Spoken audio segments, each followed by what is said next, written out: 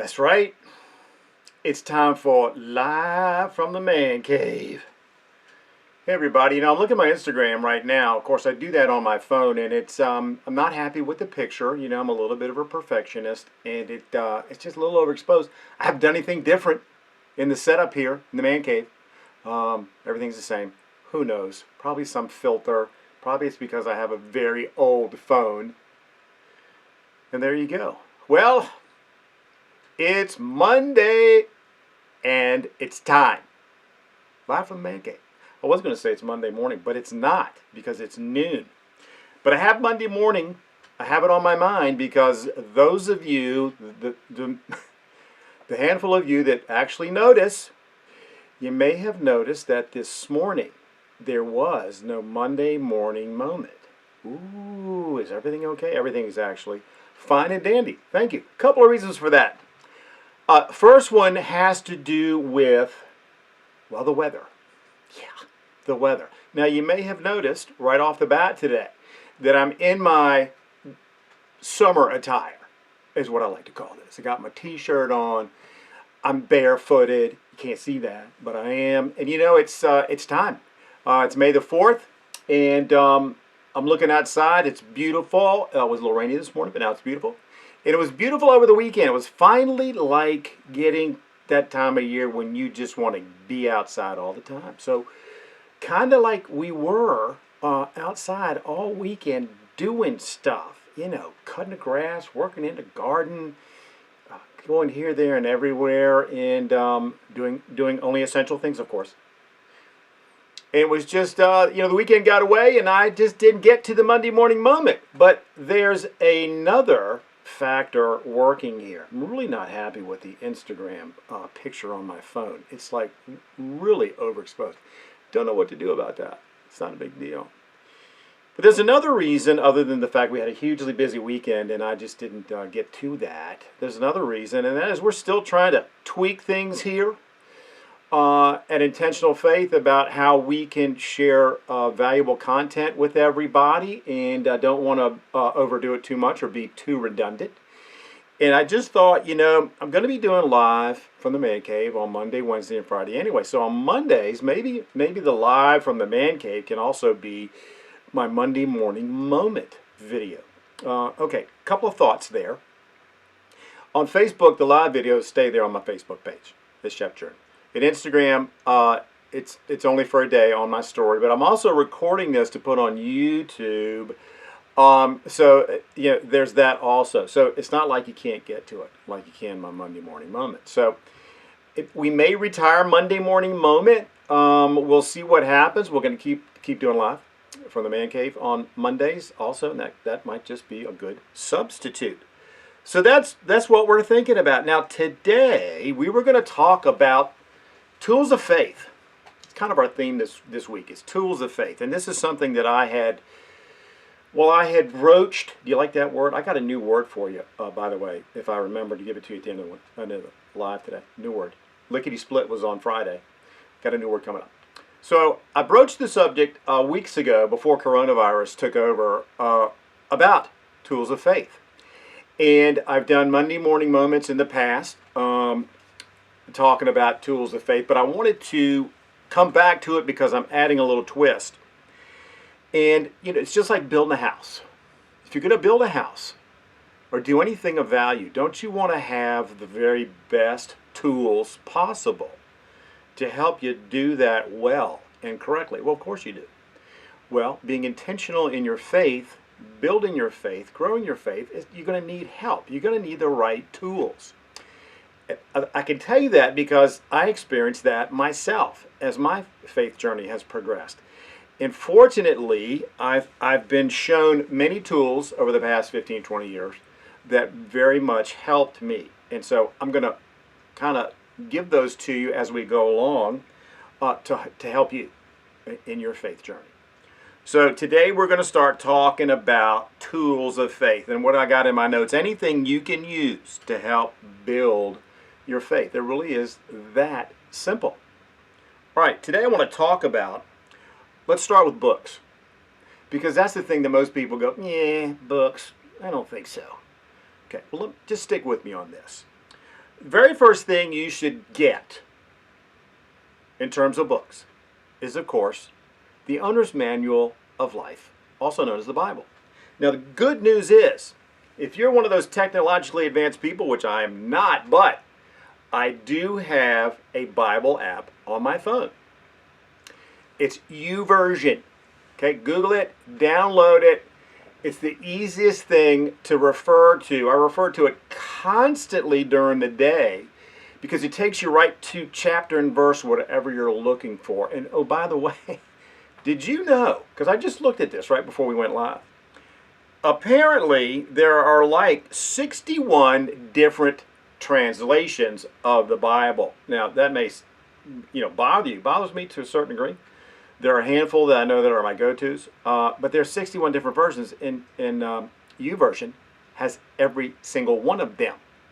So download the YouVersion Bible app so that you have the Bible digitally, virtually, on your phone, and you can refer to it at any time. It's very cool. Now, you guys know, because I'm old school, that I'm also into like hard copy stuff still.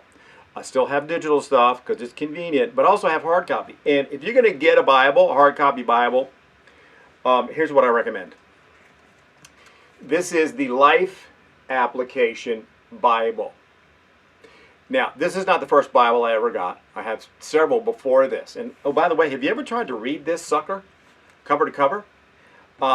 It's painful if you try and do that. It's very, very difficult, especially in the Old Testament early on, because it talks so much about lineage, and it's just, yeah. So, get your Life Application Bible, like this one. Somebody recommended this to me about 15, 16 years ago. The good news about this, okay, is that it's got notes. That's why it's so doggone thick. Most Bibles aren't that doggone thick. This has got notes to help guide and direct you and to answer questions about the passages you've just read. Here's the passage, and here's some explanations right down below. Very convenient. And it's the New International Version, which is pretty much the go-to these days between traditional, like King James, and the others that are a little more, liberally translated. So get your Life Application Bible. Just get one. And the good thing about this is that you can see I got tabs in it. See that? Yeah, and I write in here. I make notes. It's my go-to when I need that hard copy, when I just want to sit down and thumb through some pages. And then I have, of course, my YouVersion. So get those two things. Just do it. It'll help you a lot. Yeah. All right, the other thing is, I'm going to go ahead and talk about our 40 Days to Transform Your Faith Journey in the Purpose-Driven Life that some of you may be reading with me for 40 days, which will end on the 31st of May. And today we're on day 22, I think, and it's getting deep. I mean, like deep, like stuff that, you're really going to have to sit and ponder. And as I was looking at it over the weekend, because I'm doing it, as I've told you, I'm reading it, I thought came to me, because sometimes I think of things, and the thought came to me, gosh, this can be deep for some people at this point, and I don't want to steer you away from the purpose-driven life, because I think it's extraordinarily valuable. But once you get into it, when you get into the middle and the late chapters, it's really going to challenge you, not in a bad way, but I don't want you to get turned off or feel bad that maybe you've never considered certain things. That's part of what a journey's about. You never know what's around the bend, and so don't let that intimidate you. It's easy to get intimidated, and I know this. I've said this 100 times. Early on in my faith journey, I was totally intimidated. It's not a good feeling, is it? So I don't want you to feel that way. So, other than books, and I got something to tell you in just a second. Other than the books, there's courses you can take. You're going to go, Chef, there's 8 gazillion courses. I could Google Bible courses and there'd be 8 gazillion. I'm aware. I'm going to tell you about one that changed my life. It's called the Alpha Course. And, oh, by the way, there's a book that goes with it. Here it is. And this is Alpha Questions of Life. It's by a guy named Nicky Gumbel. He's got an incredible story, was a non-believer. It's amazing how strong some of these smart guys are who weren't believers early in their life and then did research and really dug in and became believers, and now they're the biggest evangelists of all. But the reason I like this book in the course that I took, I think, 15 years ago, it's safe. Yeah, it doesn't challenge you or your lack of faith, or it's not intimidating or judgmental. It's very straightforward. And I'm thumbing through here because I want to read you a couple of things in the table of contents, if I can get to it. Here you go. First chapter. Is there more to life than this? Okay, raise your hand if you've ever wondered that. Well, if you haven't, you're lying. Or you're 5 years old. You know you have. Chapter 2, who is Jesus? Chapter 3, why did Jesus die? Chapter 4, how can we have faith? Chapter 5, why and how do I pray? I mean, I could go on, but aren't those questions you've all had at some point? I certainly had. Took the Alpha course, and now I'm an Alpha instructor, because every time I take the Alpha, every time I'm part of an Alpha course, I learn something new. Something new comes to me. It's kind of like reading The Purpose-Driven Life. Your faith journey is a continual trek. And every time you take that next step, you learn something new. So, Alpha course. If you don't have one at your church or wherever you go, that's cool. You can get this book because this is the Alpha course in the book. Which brings me to the thing that I was going to start doing like 5-6 weeks ago. In relation to tools of faith. And what I was going to do was to start my little What I'm Reading club. It's not really a club. But what I was going to do was every month, at the beginning of the month, this is the beginning of the month, I was going to do a live or Monday morning moment or whatever and say, okay, here's what I'm reading this month to help me on my faith journey. Here's why I'm reading it. Or if it's something that I've already read, that I know has value for those of you on your faith journey, then I'm going to recommend that. So today is the first day, drum roll everybody, today's the first day of What I'm Reading. And I know that's just not a very smart, that's just easy title, right? What I'm reading. But it's what I'm reading, or what I've read. Today I got 2 for you, and there's a reason. I'm going to tell you right now. Do you guys know what next Sunday is? I think it's the 10th. Do you guys know what that day is? It's Mother's Day. Okay? It's Mother's Day. If you haven't figured it out, it's on Sunday. All right, Mother's Day. Those of you with moms, wouldn't you like to give them something meaningful?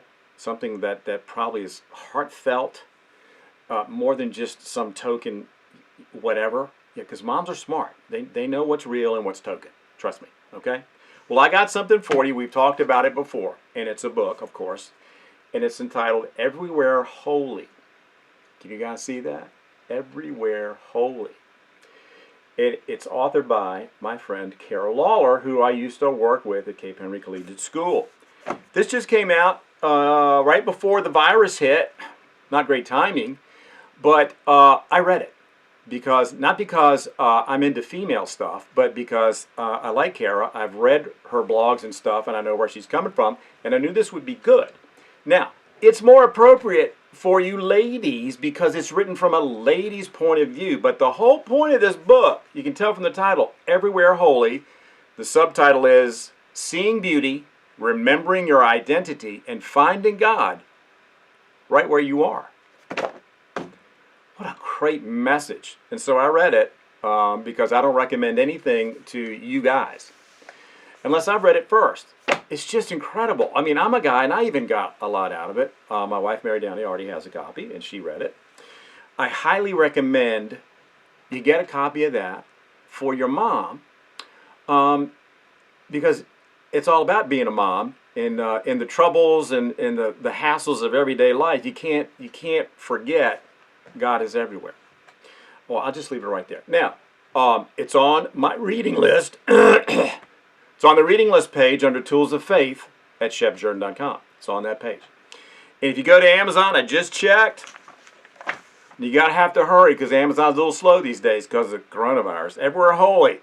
Paperback version is a whopping $11.89. If you want to just get it right away on Kindle, it's $9.99.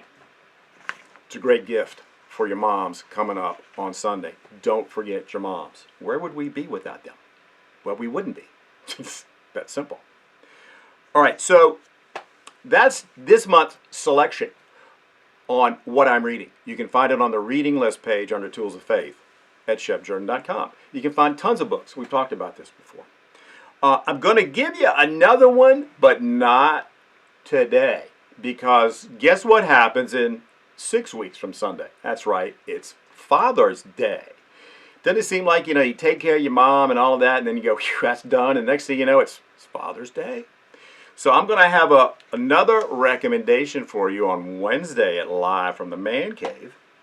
We don't typically do 2 a month, but because of Mother's Day and Father's Day coming up, I thought we would go ahead and do that for you. Okay. Man, things happening all the time. Okay. So Friday, the word of the day was lickety-split. And in my house growing up, that meant like in a New York second. You better, lickety-split means as quickly as humanly possible. My daughter-in-law, Catherine Jordan, is with us today. Hello, my sweet. Love you guys. Lickety-split. Today, I was reminded of this next word over the weekend by my wife. And I didn't know she knew this word. You ready? I don't even know if it's a word. It's a couple of words. Kit and caboodle. Let me say that one more time. Kit and caboodle. You know what that means? It means every single thing. Like kit and caboodle, the whole enchilada is a synonym for kit and caboodle. My mama used that all the time. Hadn't heard it in a long time. I even forget why Mary Downey even said it. But it meant the whole daggone thing. Kit and caboodle. So write that down. Put that on your list. You got lickety-split, which means as fast as humanly possible. You got kit and caboodle, which means every possible thing as a package that you can think of. Okay? Kit and caboodle. I know I'm not. So some of you may be wondering right now, Shep, why you got a hat on? Well, I am follically challenged. We've discussed that. But I haven't had a haircut. I can't tell you last time. Early March. Because, there's this thing going on. So I haven't had a haircut. And now when I was a young man, I had more hair. My hair is kind of bushy and thick. So when I was a kid, I used to wear a hat, a beanie all the time so that I could grow long hair because it was popular back when I was a kid. Okay? And it would stay down. Otherwise, I'd be the bushman. You know what I'm talking about? So now that my hair is growing, I don't want to look like Larry from the Three Stooges. And if you don't know who that is, you got to Google that guy. You'll know what I'm talking about. So I wear a hat now because, see, I don't know if you can tell, but see all that? Can you see? If I didn't wear a hat after I got out of the shower and my hair started drying, then all of this would be poof. And maybe sometime this week I'll do that. I'll do one of those and let you see. It'll scare you to death.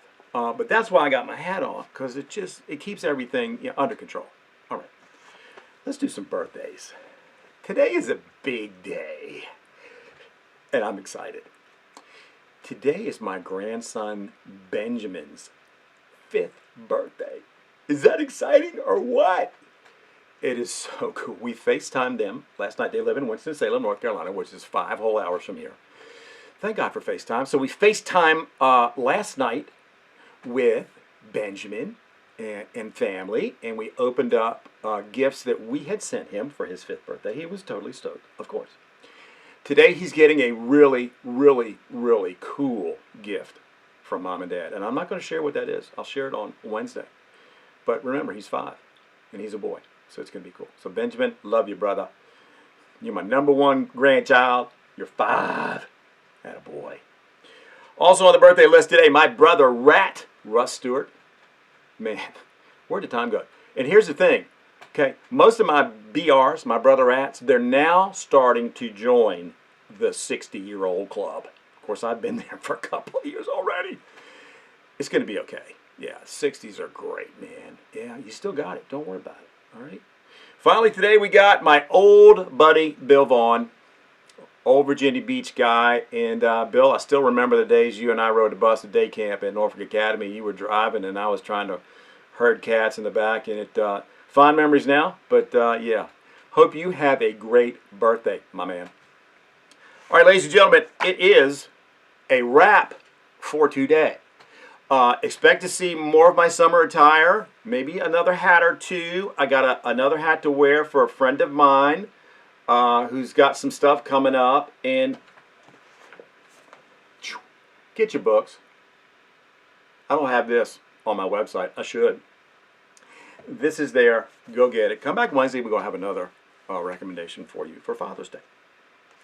All right, as always, my friends, may the Lord of peace himself give you peace at all times and in every way. The Lord be with all of you. Stay strong. Keep the faith. Thanks for tuning in, and we'll see you Wednesday. Bye now.